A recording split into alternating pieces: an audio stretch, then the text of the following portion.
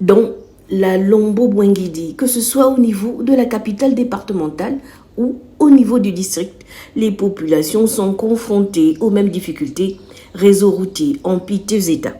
Difficile accès à l'électricité, conflit homme-faune, les AGR en milieu rural quasi inexistant, le centre de santé dépourvu de plateaux techniques et de médicaments, autant de sollicitations soumises à l'appréciation du chef de l'État. Les populations de l'étendue du district de Dienga me chargent de vous transmettre leurs préoccupations les plus urgentes. La construction de la route Kulamutu, Pana, Dienga, le Manassa, Bakumba. La construction d'un collège d'enseignement secondaire au district de Dienga. Construction d'un centre de santé moderne. Donc la caserne, nous allons la construire. Je constate qu'il manque la radio, la télévision, parfois Internet aussi. Nous avons installé à Ibunji. On a lancé le démarrage. Nous avons installé à Pana.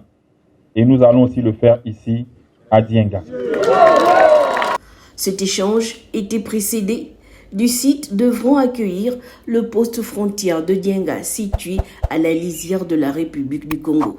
Ici, douaniers et éléments de forces de défense et de sécurité effectueront des missions de contrôle. Nous allons construire une grande caserne à Dienga frontière avec tous les moyens disponibles, avec des cellules. Le scénario était quasiment le même à Pana, la parole est libre. Le principe est l'échange franc. L'amélioration des conditions de vie de ses compatriotes guide son esprit patriotique.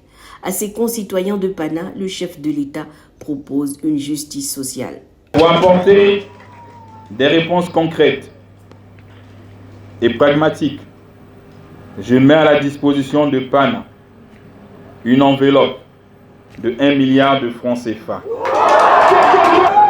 Que cette somme vient en appui aux actions déjà menées par le CTRI et le gouvernement dans le cadre de la résolution des problèmes qui minent votre quotidien.